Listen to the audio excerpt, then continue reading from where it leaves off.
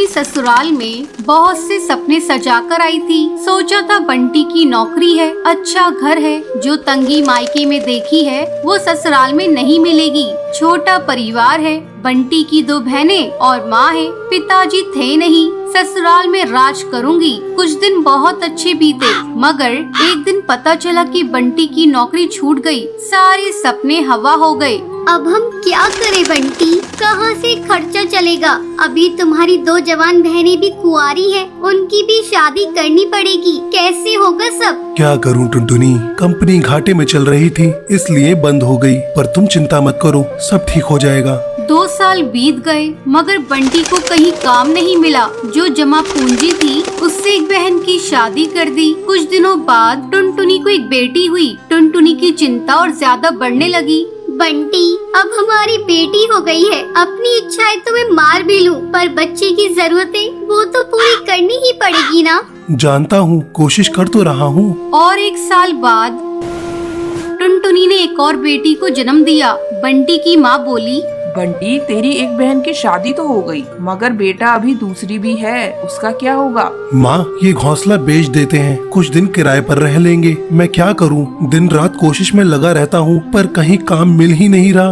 बंटी, बहनों के लिए आप मकान बेच रहे हो, हमारी भी 2 बेटियां हो गई है, उनके लिए क्या बेचोगे? टुनटुनी, मैं पढ़ा लिखा हूँ, तुम क्या सोचती हो कि मैं अब ठेला लगाऊंगा? ये मुझसे नहीं होगा। टुनटुनी रोने लगी और बोली,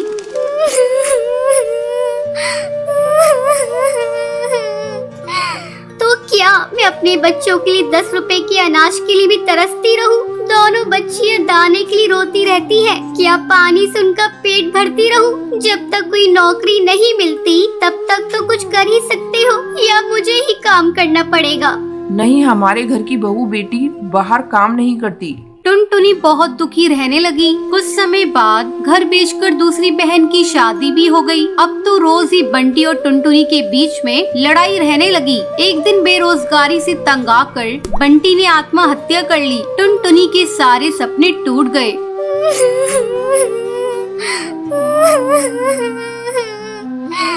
मैं बिल्कुल अकेली हो गई हूँ। अब जिम्मेदारी टुनटुनी के सर पर थी। बूढ़ी सास, अपनी 2 बेटियां और घोंसले का किराया। कुछ आसपास के पक्षी गरीब समझकर बच्चियों को पुराने कपड़े और खाना देकर मदद कर दिया करते थे। टुनटुनी अपनी सास से बोली, माँ, 2 महीने गुजर गए, जो घर का पैसा बचा था वो सब खर्च हो गया। अब मुझे ही कोई काम करना पड़ेगा। जिस गरीबी में हमारे दिन कट रहे हैं, मैं नहीं चाहती कि मेरी बच्चियाँ भी गरीबी में दिन गुजारे। मगर तू करेगी क्या बहू? अपना कुछ काम करने के लिए पैसे भी तो चाहिए। कोई बात नहीं माँ, कोई तो मदद कर ही देगा। टुनटुनी ने सब रिश्तेदारों से मदद मांगी, पर किसी ने कोई मदद नहीं की। सब ये सोचते थे कि ये इतनी गरीब है, कहाँ से चुकाएगी। मायके से भी किसी तरह की कोई मदद नहीं मिली। टुनटुनी निराश हो गई और दुखी होकर रोने लगी।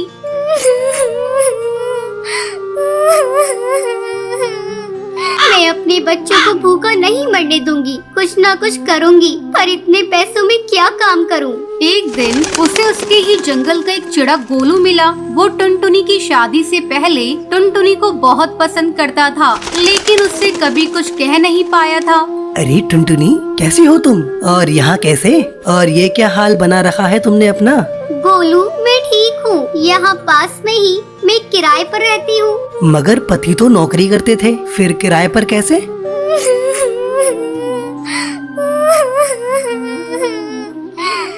मेरे पति नहीं है, नौकरी छूट गई, घर बिक गया, बहुत गरीबी में दिन गुजार रही हूँ, कोई काम भी नहीं कर पा रही हूँ। मेरे पास केवल 1000 रुपए है, उसमें मुझे घर का खर्चा भी चलाना है और किराया भी देना है। मेरी सास बुजुर्ग है और मेरी 2 बेटियाँ भी है, कोई सहारा नहीं है, सबने साथ छोड़ दिया। कैसे कर पाऊंगी इतने कम पैसों में कोई काम? इतनी चिंता मत करो टुनटुनी, तुम चलो मेरे साथ। गोलू उसे चूड़ियों की थोक रेट वाली दुकान पर ले गया। ये मेरी ही दुकान है टुनटुनी।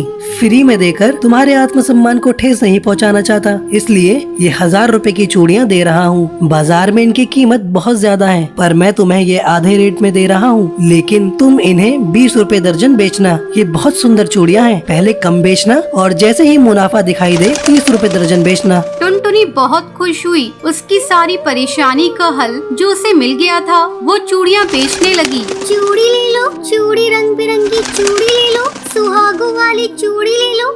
वो डाल डाल जाकर चूड़ियाँ बेचती और बीच बीच में आकर अपनी बेटियों को भी देख लेती। आसपास के पक्षी उसे गरीब समझकर मोल भाव भी नहीं करते। सबको उसकी चूड़ियाँ पसंद आने लगी और उसकी खूब बिक्री होने लगी। चूड़ियाँ तो टुनटुनी के पास ही सुंदर होती हैं, उसी से खरीदेंगे। तीज त्योहार पर और शादियों में चूड़ी पहनाने के लिए उसे ही बुलाया जाता था, जिसमें उसकी कमाई अच्छी हो जाती थी। इस तरह 1 साल गुजर गया। टुनटुनी के अच्छे दिन आने लगे। टुनटुनी गोलू से बोली, गोलू, तुम्हारा बहुत बहुत धन्यवाद। तुम्हारी वजह से मैं आज अपनी गृहस्थी चला रही हूँ, नहीं तो भूखे मरने की नौबत आ गई थी। ये तो तुम्हारी मेहनत है टुनटुनी, मैंने कुछ नहीं किया। जितनी मेहनत करोगी उतना ही अच्छा फल मिलेगा। इसलिए कहते हैं मेहनत करने वालों की कभी हार नहीं होती।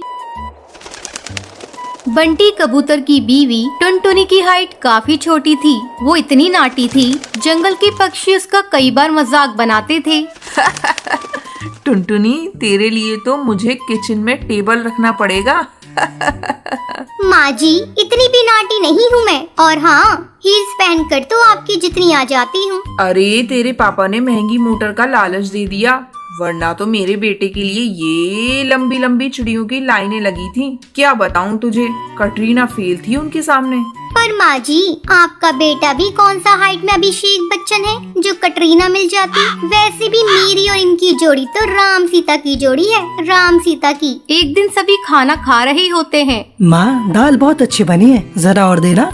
रुको जी, मैं लेकर आती हूँ, किचन में है। वैसे भी मैं खड़ी ही हूँ। ये सुनकर सास हंसने लगती है। तुम खड़ी हो या बैठी, एक ही बात है। बस कीजिए जी, अभी हील्स नहीं पहनी है मैंने। वैसे भी हील्स पहनती हूँ तो आपके बराबर लगती हूँ। एक दिन टुनटुनी सब्जी लेने बाहर निकलती है तो पड़ोसन कहती है, देखो देखो कितनी नाटी है। रंग तो दिखने में ठीक ठाक था, हाइट भी ठीक ठाक थी, फिर क्या जरूरत थी ऐसी नाटी बहू लाने की। दहेज बहन दहेज, अंधे हो गए थे पैसों के पीछे, अब करे जग हंसाई।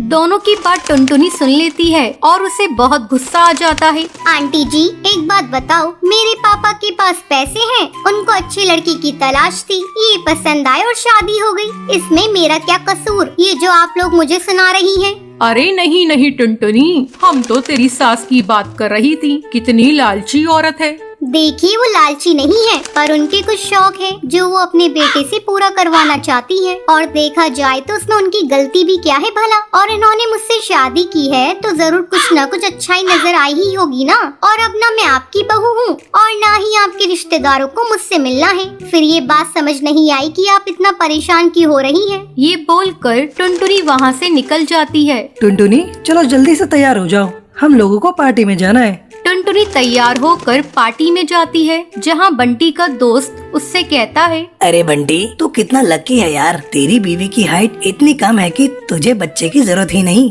भाभी बच्चे ऐसी हैं। और बंटी, अगर मेरी बीवी की हाइट इतनी कम हो तो मैं घर से बाहर निकलूं ही नहीं। कहीं फुदक के कहीं चली गई तो लेने के देने पड़ जाएंगे। सभी टुनटुनी पर हंसने लगते हैं। तभी पार्टी की जगह पर आग लग जाती है। अरे भागो यहाँ से, जल्दी भागो।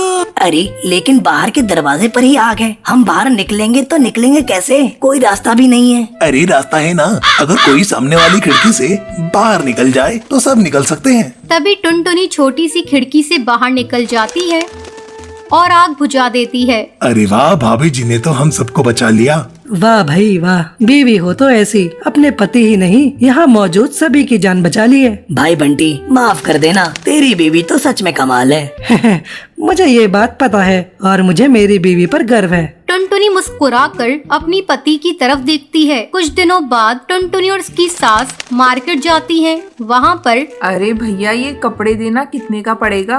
माता जी, ये तो बहुत महंगा कपड़ा है, लेकिन अब बस 2 मीटर बचा है। मेरे तो किसी काम का है नहीं, आप बस इसके 100 रुपए दे दो। अरे भैया, तो मैं क्या करूँगी इस टुकड़े का? लेकिन वैसे है बड़ा ही सुंदर। तभी टुनटुनी बोल पड़ती है, इसमें तो मेरी पूरी ड्रेस सिल जाएगी। ये कहकर वो कपड़ा ले लेती है। अगले दिन टुनटुनी वो ड्रेस पहनकर सास के सामने आती है। अरे वाह टुनटुनी, ये ड्रेस तो काफी सुंदर लग रही है, बड़ी महंगी होगी ना? अरे कपड़ा तो मैंने ही पसंद किया था, बस पूरा नहीं था तो इसने ले लिया। सिर्फ 200 रुपए की ड्रेस है ये पूरी। देखो माँ जी, नाटी होने के भी कम फायदे नहीं है। जैसे तैसे दिन कट रहे थे। सास और पड़ोसियों का मजाक बनाने का सिलसिला चल ही रहा था। एक दिन मोहल्ले से बहुत जोर जोर से आवाज आती है, हाय रे, मैं मर गई। अरे क्या हुआ? देखते हैं तो सभी गड्ढे के सामने भीड़ लगाकर खड़े होते हैं। मेरा बेटा इस गड्ढे में गिर गया। पड़ोसन जोर जोर से रोने लगती है। तभी वहाँ टुनटुनी आ जाती है। रोइए मत, मैं प्रिंस को लेकर आती हूँ। ये बोलकर नाटी सी पतली सी टुनटुनी चिड़िया गड्ढे में घुसकर बच्चे को बाहर ले आती है। तब क्या था, एक बार फिर टुनटुनी के लिए पूरा मोहल्ला तालियां बजाता है। मुझे माफ कर दो टुनटुनी, मैंने तुम्हारी हाइट का कितना मजाक बनाया था। कोई बात नहीं मासी, प्रिंस ठीक है, ये बहुत है। अब वो दिन आता है जब सास टुनटुनी की तारीफ करती है। वाह बहू वाह, तेरी तारीफें सुन सुनकर तो मैं बहुत खुश हो गई। आज तो तूने ये साबित कर दिया, समाज में परिंदे रंग रूप लंबाई ऊंचाई से नहीं बल्कि साहस और हौसले से काबिल कहलाता है। मुझे माफ कर देना बेटी।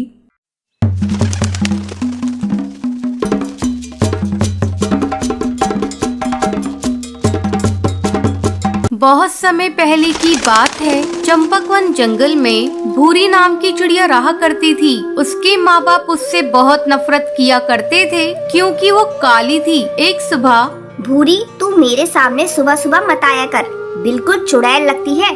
कम वक्त पूरा दिन मेरा खराब कर देती है।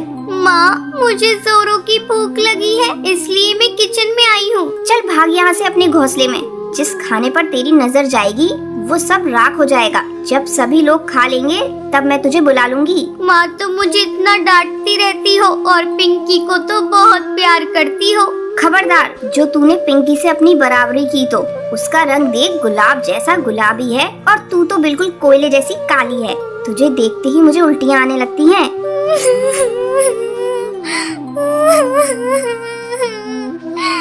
अपनी माँ की कड़वी बातें सुनकर भूरी रोती रोती अपने घोंसले में चली जाती है। जब सभी परिवार के पक्षी खाना खा लेते हैं तब उसकी माँ उसे बुलाती है। अरे करमजली, आकर खा ले और उसके बाद सारे बर्तन धो देना। ठीक है माँ। जब भूरी खाना खाने आती है, ये क्या माँ, ये तो सूखी रोटी है, इसके साथ तो सब्जी भी नहीं है।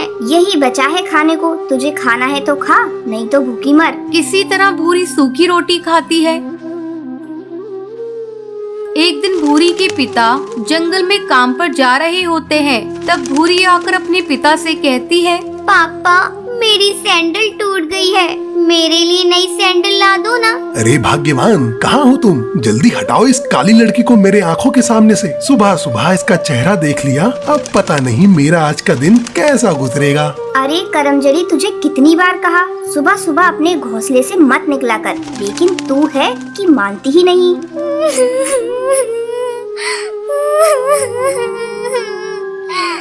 मैं इतनी बुरी हूँ तो मैं ये घर छोड़कर चली जा रही हूँ। हाँ हाँ, चली जा, तेरे चले जाने से यहाँ किसी को फर्क नहीं पड़ेगा। कम से कम तुझसे पीछा तो छूट जाएगा। माँ, मैं भी तुम्हारी बेटी हूँ, तुम इस तरह मेरे साथ क्यों बर्ताव कर रही हो?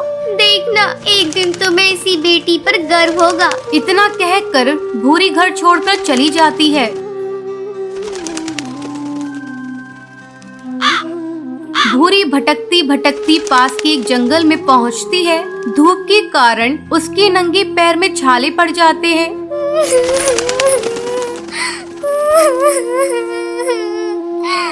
मेरे मम्मी पापा मुझसे बिल्कुल भी प्यार नहीं करते। अच्छा होता मैं मर ही जाती। अब मैं कभी भी अपने घर नहीं जाऊंगी। तभी उसी जंगल से एक जादूगरनी गुजरती है। जब वो भूरी को जंगल में अकेली देखती है तो वो उससे पूछती है, बेटी, तुम इस घने जंगल में बैठी क्यों रो रही हो? मुझे बताओ तुम्हें क्या तकलीफ है, शायद मैं तुम्हारी मदद कर सकूं।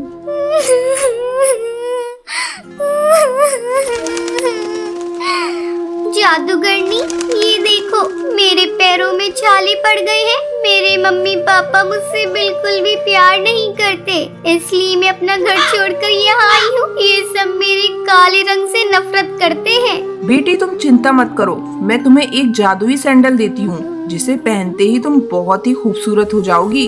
फिर वो जादूगरनी भूरी को एक सैंडल देती है। बेटी ये सैंडल इसे पहन लो और अपने घर वापस चली जाओ। जैसे ही भूरी सैंडल को पहनती है वो खूबसूरत हो जाती है। फिर वो अपने घर आती है। घर आने के बाद, अरे तुम कौन हो? किससे मिलना है तुम्हें? माँ, तुमने मुझे पहचाना नहीं? मैं भूरी हूँ। तू झूठ बोल रही है, तू तो भूरी हो ही नहीं सकती। भूरी तो बहुत काली है। माँ, ये देखो मेरी जादुई सैंडल मुझे एक जादूगरनी ने दी है। इसे पहनकर मैं सुंदर हो गई। फिर भूरी खुशी खुशी रहने लगती है।